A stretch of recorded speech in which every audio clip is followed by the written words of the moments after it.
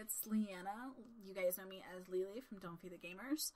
I am procrastinating doing the moving stuff. I don't feel like adulting today, so I am choosing not to adult. So I will be nerding out with you guys instead. So thanks for that. Appreciate it. Something I've always wanted to do is the Gamer Challenge. It's 30 questions. I'm supposed to be waiting for Chewy, but we've been waiting to do it together for 2 years now, and I'm bored, so you know what? Fuck it, I'm going to do it. So YOLO or whatever the kids are saying. The challenge is 30 questions. I can't do all 30 questions because unfortunately some of them do require face-to-face, like showing screenshots or something like that. I can't do this because this is just an audio-only podcast. So I narrowed it down to 26 questions, which, trust me, without you here to reel me in, I am very Southern. I like to talk, so I will probably ramble, and him not being here to reel me in is going to probably make this be a little bit lengthier of a podcast. Going in, just a little background information about me. I am close to 30 years old. I've been gaming for the better part of 27 years now, and I've always had all systems. I've never really bought into the whole console war bullshit because I like to game. That's my purpose. I'm not here to prove anything to anybody. I don't give a shit about elitism. I think it's stupid. There's the fact of the matter is consoles have exclusives. PC has exclusives. If you want to play everything, you kind of got to have access to everything. So that's kind of how I see it.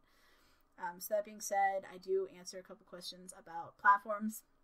Just want to put a disclaimer out there. I am not advocating one is better than the other because it's about your experience, not anybody else's. Regardless of, PC has better graphics and mods and things, but if you care more about the exclusives or even something as simple as the controller feels better in your hand or you like the interface. I know a lot of people like the trophies. I know a lot of people like the achievements. I know a lot of people like the Steam setup. It's about your experience. Don't ever let anybody tell you that you're gaming wrong because fuck that. You play what you want. If they want to tell you that you're playing wrong, then they're more than welcome to buy you the system they think you should be playing. That's kind of how I see it.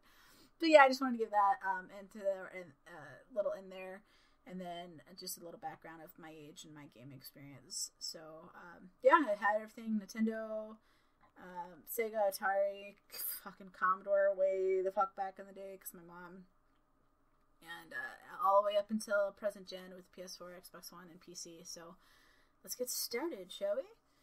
The first question is, what is your very first video game?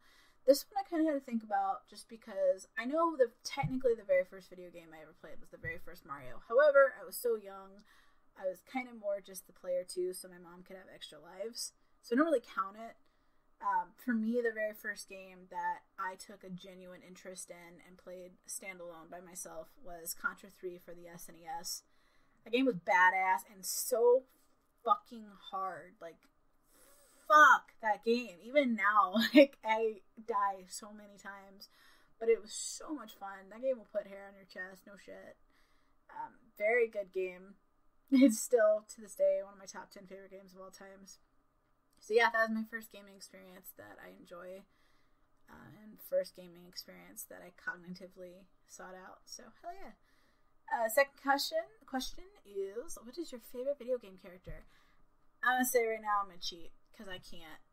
This is a question I think about all the time. A lot of people from the pages, both the Mass Effect page I run, Don't Feed the Gamers, and my personal blog / Dragon Age page, Live and Thetis, I get this question all the time. My favorite character is Dorian Pavis from Dragon Age Inquisition, the sassified Tevinter Altus, Necromancer, later Magister. I loved his character. I loved his in-depth complexity that BioWare imbued into him. Another BioWare gem is Garrus from the Mass Effect trilogy, more recently with Mass Effect 2 and Mass Effect 3, because they went into a little bit more detail with him, and you could actually romance him in those two. Out of all 28 playthroughs I have of Mass Effect, and that's 28 as a trilogy, mind you, not 28 individually, so add that up. 28 divided by, or times 3, there you go, that's how many Mass Effect playthroughs I have. Garrus is by far my most romanced character. He's awesome. Whether you're femme shep and romance him, or male shep and he's your bro for life, there's a camaraderie with Garrus that is awesome and very unique to video games. two more that immediately jump out to me is Jade from Beyond Good and Evil. That came out on PS2. I just something about the way she was curious, her attitude, the fearlessness, and she was damn good with the camera. That was actually a huge motivator why I then approached the field of photography. She was a huge influence on that. I love that character. It was a very well-defined character, and again, one of my top favorite games of all time is Beyond Good and Evil. It's fantastically done. The art style was pretty awesome. The colors were great. The pig in that fucking game, holy crap. But yeah, good. And then finally is my favorite little explosives expert, Tiny Tina from Borderlands 2. She's hilarious, gut-wrenching, and she's got a booty like pow. Number 3 question is coming in with, what is your underrated game of choice? A game that I feel is incredibly underrated is Alan Wake, and that was a Microsoft game for the Xbox 360 and later for Microsoft with PC. Alan Wake is fantastic. The cool thing about that is I never even heard of it, but I was at a GameStop and knew all the dudes, and I was like, look, I played like 90% of this wall. You got something just for me that's not just bottom of the barrel crap. And they had just gotten that game traded in that day, and it was Alan Wake, and he was like, oh man, you would love this. And the fact that I'm a writer, whether it's writing game reviews, which is my full-time job, or writing fiction, I love fan fiction. I love writing my own original content fiction. I just love writing. He was like, you're going to dig it because you play as a writer. It's a psychological horror thriller, and holy crap, the character development, the plots, the twists, the game mechanics, the story, the progression, the creepy factor without being stupidly cliche. It was just a really good. If you haven't heard of Alan Wake, I highly recommend you check it out because it is definitely one of the most underrated games, in my opinion. Fantastically done. It's a game that I continue to revisit and will definitely revisit in the past or in the future. Also, cool story is if you have an Xbox One, it is also one of those games that is backwards compatible currently. So if you have an Xbox One, you no longer have a 360, still pick it up anyway. I think you could probably get it for like $10 because it's older, and check it out and just plug it into your Xbox One and definitely enjoy it because it's a really good game. Number 4 is bringing in with the guilty pleasure. What is your guilty gaming pleasure? 2 answers solely because one is a guilty pleasure just for the obsession, and then one's a guilty pleasure because as a grown woman, I shouldn't still be as into it as I am. Guilty pleasure with how much I played it is, of course, Mass Effect, but the guilty pleasure of the game that I should hide more than I do is a game that came out in the 90s based off of Melissa Joan Hart's show, Sabrina the Teenage Witch. It was such a shitty game, really short. It was like a choose-your-own-adventure type. Not really a story. There was a story, but not really. Like, it wasn't comprehensive. It was more just, go here, oh, Zelda, oh, aunties. Like, it was fan service for people that are fans of the game. It was meant for kids. It was geared towards kids. I can't play it anymore. My computer won't support it. It's too outdated. And I haven't been able to find an emulator for it. But if I ever get an older computer or older software, I'm not going to put older software in here. I will definitely play it again because I still have my copy and I will never get rid of it because that game is fucking awesome. And I wish I was exaggerating when I said that I've probably played it over 100 times over the course of my life, but I'm not exaggerating, and I'm not ashamed to admit that, nor am I proud. It is what it is. The next question is, what is a game character that you identify with? I'm going to go with 2. I'm going to go with who I personally identify with, and then I'm going to go with who unanimously I get compared to, both on my Dragon Age page and IRL. Who I personally identify with is FemShep, the female version of Commander Shepard in Mass Effect, because of her military background. As a lot of you guys know, I was active duty for years. I was Navy. I worked with Marine squadrons up in Airedale. And there were a lot of shitty situations I went through while I was active duty.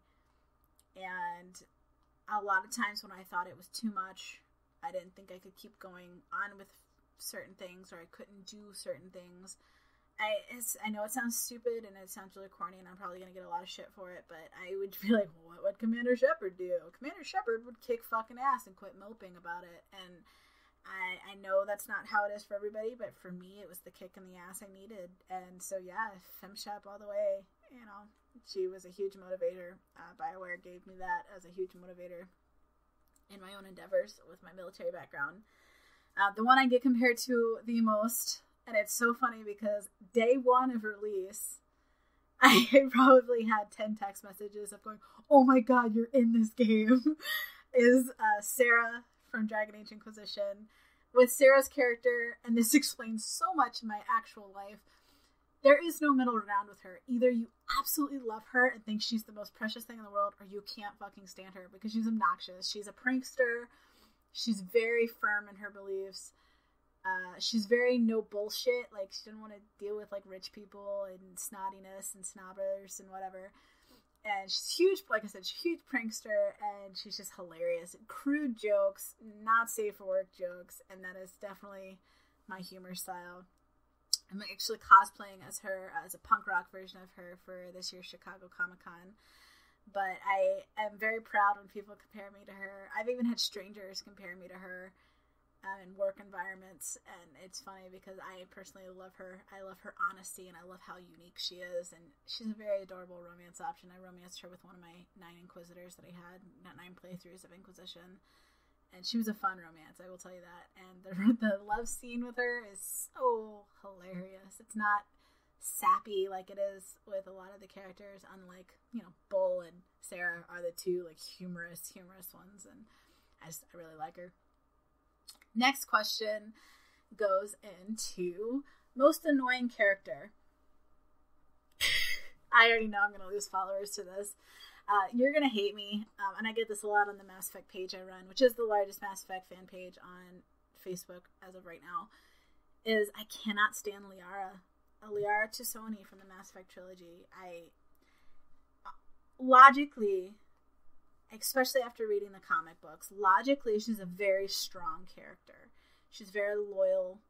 She's got a lot of good qualities. She's gorgeous.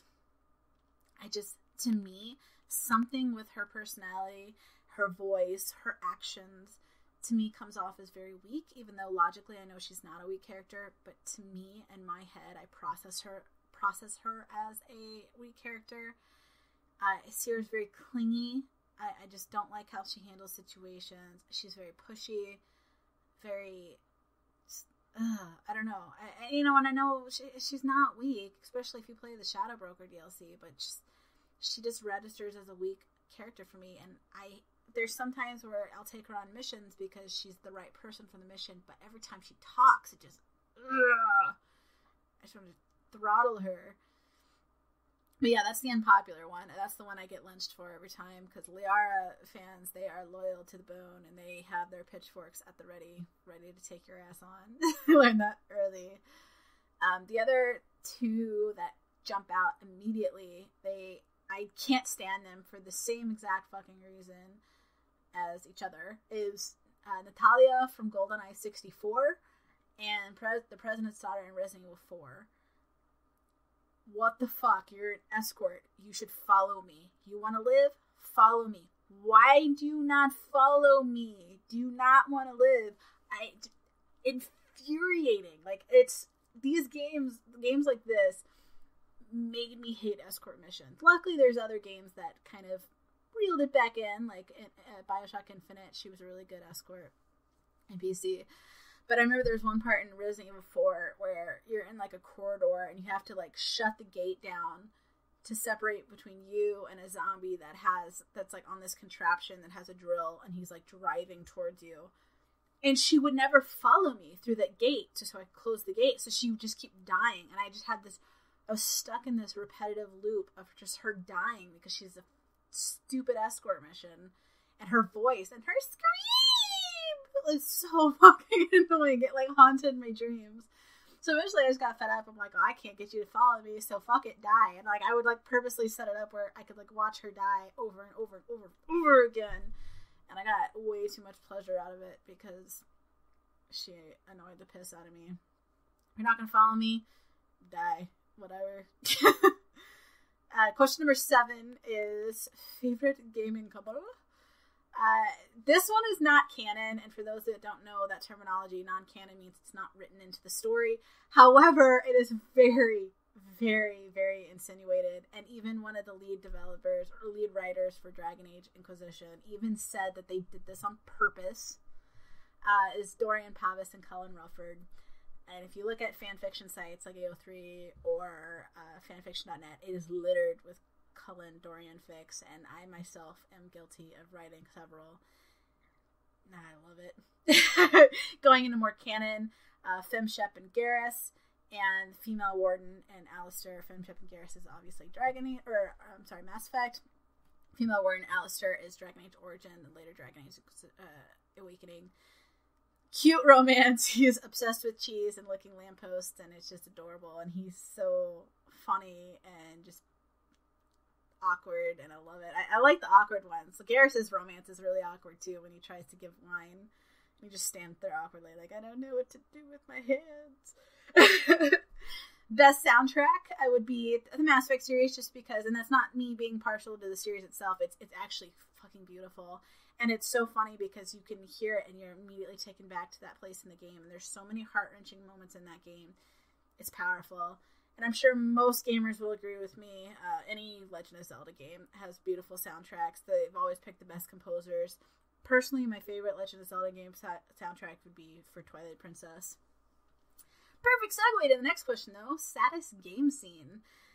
Like I said, with Mass Effect, with the soundtrack, it pinpoints a lot of the gut-wrenching moments. One of the most gut-wrenching moments for me, whether you liked him or not, no matter what happens, Thane Krios dies. He'll either die in Mass Effect 2 if you don't do all your upgrades and he dies in a suicide mission, or he dies in Mass Effect 3 from illness that's he was already diagnosed with, but the symptoms get progressed a little bit faster due to an event that happens. And he it's horrible. It's so sad. But if you have the Citadel DLC, you throw a memorial for him, and his son is there, and especially if you romanced him, Femshep tears up, and it's just really, really sad. And then there's actually a hologram, if you've romanced him, that it's all these messages that you never got. Because from Mass Effect 2 to Mass Effect 3, Shepard was on lockdown for stealing ships and being the badass she is, and coming back from Cerberus. And so Thane was sending her all of these messages, these correspondence, and they were all getting intercepted, so she wasn't getting them. And as they progressed, they got sadder, more obsolete. His progression into his illness got worse, and he basically is saying his final goodbyes. And even after all these playthroughs, I still cry. It was really sad, and a very good testament to how good BioWare is and how effective they are at making you feel for these fictional characters. You know what? I know I'm only supposed to pick one, but I've cheated before. I'm going to cheat again. 2 more. Call of Duty Modern Warfare 3, Soap's death. Say what you will about Call of Duty. Back in the day, it was awesome. Their campaigns were filled with feels and filled. God, I can't talk today. Filled with action sequences, which were fantastically done, especially for an FPS. But Soap's death was sad, just because he was indestructible. And it was just, I don't know, you didn't see him as dying. And for that same reason is Gear of War 3, Dom's death. Dom, if you see a cosplayer at a convention wearing anything Gears of War, you can mostly assume it's probably a Dom cosplay. He was such a beloved character, and the fact that the camaraderie he had with, and the chemistry he had as a soldier with Marcus. Dude, Marcus is left alone, man. Like, that pulls on your strings, and that's the reason why Gears of War 3 was the hardest one for me to play, because it was really heavy with the feels. But I keep playing it. I'm a masochist. I like to hurt, apparently. Best gameplay. I know this question can be construed as multiple different ways. For me, I read it as mechanic-wise. Mass Effect 2 had fantastic gaming mechanics. There was no delays. I liked the little mini games with unlocking things. I liked the movement. It was very fluid. The cutscene to action ratio was really balanced. Another one, these are more modern titles just because as technology progresses, so do mechanics, is Shadow of Mordor. I really like the movements, the attack speed. I'm very, very OCD, and before anybody jumps on me, I am actually diagnosed with OCD. I'm very OCD about delays. Like, that was one of my biggest things with the Lord of the Rings, or the first Game of Thrones game, not the Telltale, but the Game of Thrones game, that pissed me off beyond recognition, is I would go with an attack, and there would be like an almost 2-second delay. So in that, the delay between my attack and the actual attack landing, I'm still getting attacked by enemies. It was so stupid. The delay was so ridiculous that it was hard to ignore. That's not the case with Shadow of Mordor. Everything was very balanced. The movements, the attacks, very smooth, very seamless. I really liked the aspect of stealth that can be found in like the AC games, Assassin's Creed games, or the Batman games. But it was so consistent and appropriate that it didn't get monotonous and tedious like stealth can sometimes get in some of the Far Cry games, and even in the Assassin's Creed games, there's some parts in it that are just, it becomes tedious, and I never felt that way with Shadow of Mordor. Next question is, and we're on question 11, so we're almost halfway. Gaming system of choice. As of right now, my gaming system of choice is PC. If it comes out on PC and console, I will most likely get it for PC just because I love mods. I have a suite setup, so I want to utilize my suite setup. And I just like the graphics, and you can retexture however you want if you're a little bit nitpicky. I like it, and I like the point-and-click controls, especially with the FPS. If I had to go, and not going into like older Nintendo, if I had to go between the two big powerhouses that are always at each other's throats, Xbox or PlayStation, I would choose Xbox, not because Xbox I think is better, not because I think PS4 is better, solely because I like the personalization, and I've always liked the personalization aspect of Xbox with like making your avatar and everything like that, that I put more time into my Xbox. I put more time into getting achievements over getting trophies, although I've always had all of the PlayStation systems. Like I said, unless it was an exclusive, if it came out on Xbox or PS4 or a PlayStation, I would always get it for the Xbox if I didn't pick it up for PC. But that's just personal preference. It's not me advocating one is better than the other, so please don't think that at all. Game everyone should play. Come on. You know what I'm going to say. I'm going to say Mass Effect Trilogy with the DLCs. The DLCs, trust me, take my word for it. My first time I played it, I didn't have the DLCs. 28 playthroughs later, I can tell you from personal experience, they are worth the money. I've paid for all the DLCs for Xbox. I paid for them all again for the PlayStation 3. And I've paid for them all again on PC. They are worth it. All my 27 years of gaming, I have never experienced a story quite like Mass Effect. And since then, I have yet to experience a story quite like Mass Effect. A lot have come close and made me love it for different reasons. But Mass Effect is very unique, and not necessarily that it's space, but because of the characters and the development with that. So I highly recommend it if you haven't played it. Please, please, please, please do. A game you have played more than 5 times. Is that a serious question? Oh, professional fangirl over here, man. If I like a game, I'll play the shit out of it. If you separate them, not looking at Mass Effect as a whole, but as separate games, I've got over 60 playthroughs. Dragon Age Inquisition, 9 playthroughs. Dragon Age 2, 17 playthroughs. Dragon Age Origins, I've got 12 playthroughs. Fallout 4 got a couple playthroughs. Older Fallouts, I've got multiple playthroughs. If I like a game, I'm going to play it over and over again, just like books. If I've got a book I love, I will go back and read it when I'm done. I don't like things. I obsess, apparently, and part of that obsession is redundancy. So if I went through every game series that I've played more than 5 times, we would literally be here all day, and I'm not going to do that to you guys. Current gaming wallpaper is, let's see, it's a mashup I did of all 9 of my Inquisitors. I made it. It's cool. It's got all of them, and I've edited them to be retextured and have the appropriate effects, and then it's got like a fade out effect. I made it initially for my Dragon Age page, and then I liked it so much that I made it my wallpaper. YOLO, or whatever. Game with best cutscenes. This is turning into a paid advertisement for Mass Effect, but Mass Effect, it was not only applicable, it was appropriate use of cutscenes in between action sequences. They were applicable to what was going on. They were not drawn out. They were all meaningful, and they served its purpose. And to me, that balances what makes a perfect cutscene.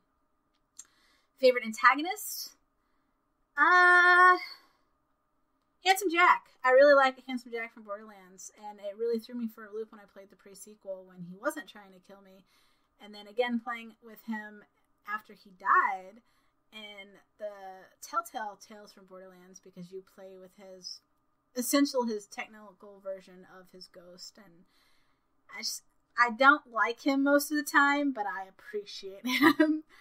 Another one that I hated and then learned to appreciate is Loghain from Dragon Age Origins.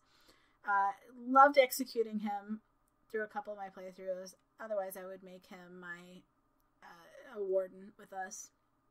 But I didn't really like him. Yeah, he was a good villain, but I didn't really see it much past that until I read the Dragon Age book. It was the first book that came out, called The Stolen Throne, and that is you're reading as Merrick, which is Alistair's dad, and it goes through from Loghain not giving a shit whether he lives or dies to becoming his best friend, his confidant, and his partner.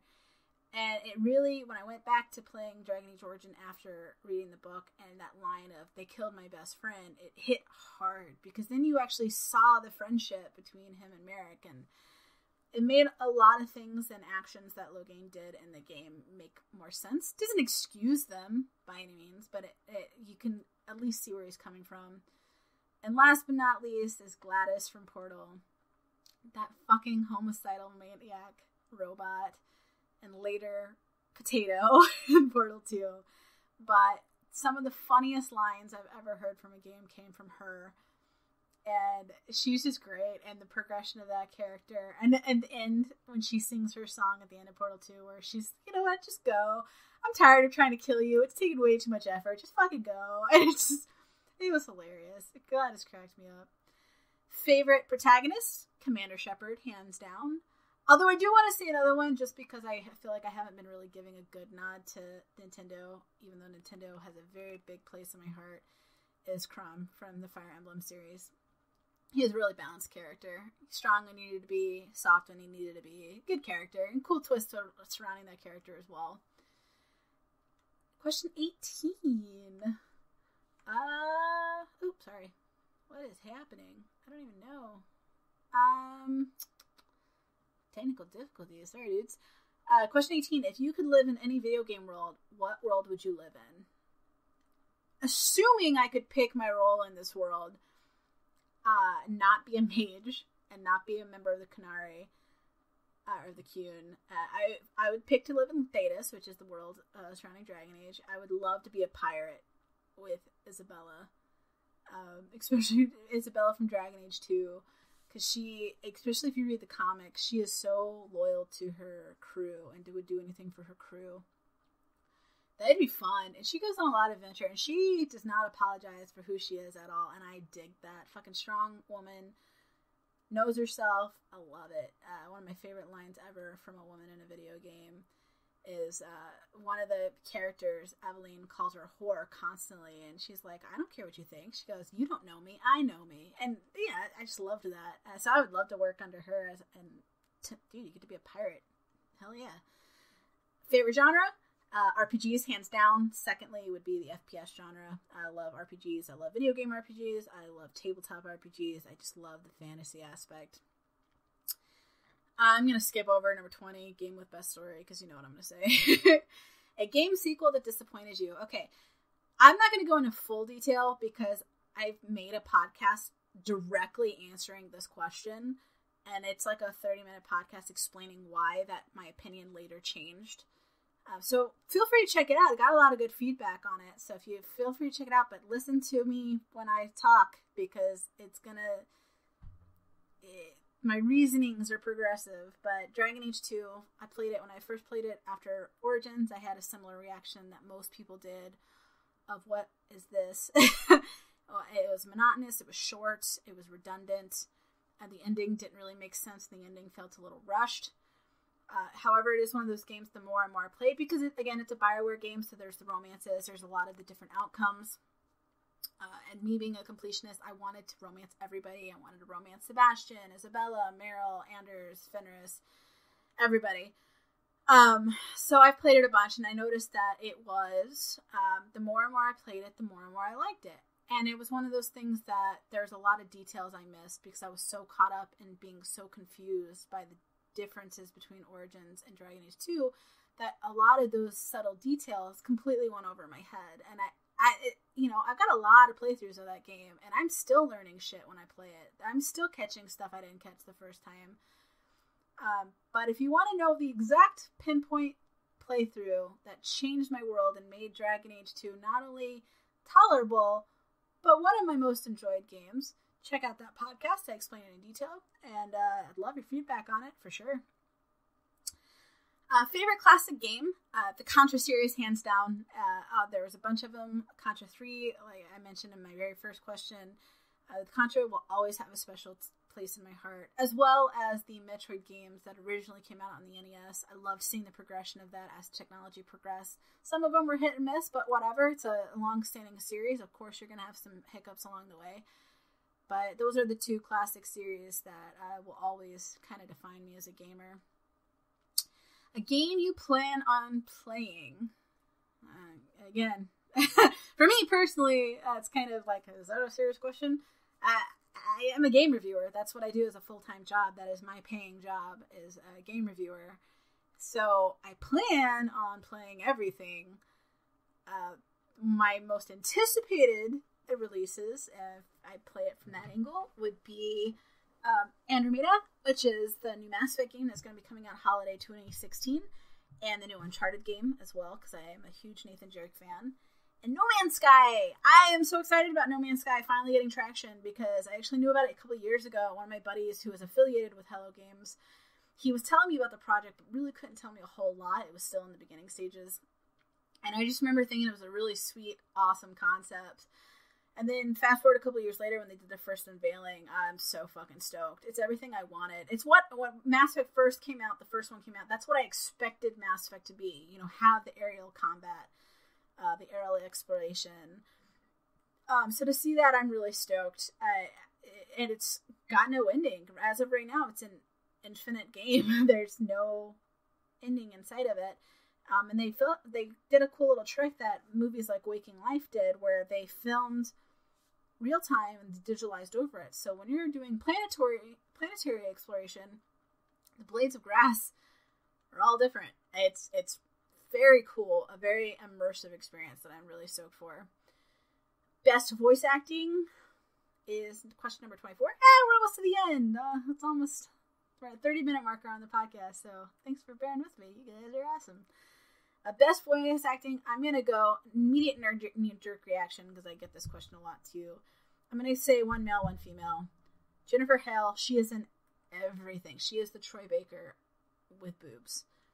Not only that, she's sweet as hell, but she's Commander Shepard in Mass Effect, she's in Guild Wars 2, she's in Diablo, she's in all these games. She's fantastic, and she's talented. She played the first male trans character in Dragon Age Inquisition. That's not the first trans character, but the transgender character in the video games. There was one in the comic books, which was my favorite, May. She's awesome.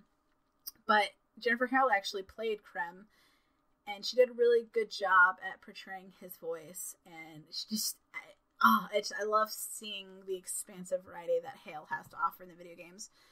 On the flip note of that, Gideon Emery, who is the voice actor of many of my favorite characters, including Fenris and Samson from Dragon Age series. He was in Origins, he was in Dragon Age 2, most notably as Fenris, Dragon Age Inquisition, Samson.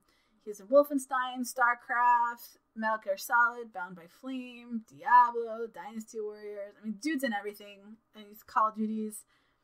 And his voice could make ladies pregnant just by listening to him. Like, if I could have sex with a voice, oh my god. Gideon. Bruh.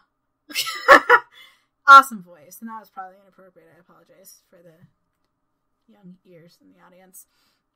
But yeah, Gideon, Emery, and Jennifer Hale are my go-to voice acting team. Favorite game developer would be BioWare and Bethesda. They have both given me my favorite series: Dragon Age, Star Wars, Mass Effect, Jade Empire, Neverwinter. With Bethesda, you got the Elder Scrolls. I loved Morrowind, the Fallout series. They both do a really good job at making you care about the characters and giving you an adventure worth paying for. Last question is a game I didn't think I'd like, but I ended up loving. Until Dawn. I'm not a fan of horror games, not because I don't necessarily like them, because I love horror movies, but I will be the first person to admit I am a giant chicken shit. I am so scared. Like, I have to have all the lights on. I have my dogs, like, firmly planted to me. I have the brightness setting turned all the way the fuck up. But you guys wanted me to stream it, so when I was given my copy to review, I did so, and with fervor, so you guys could see me piss myself.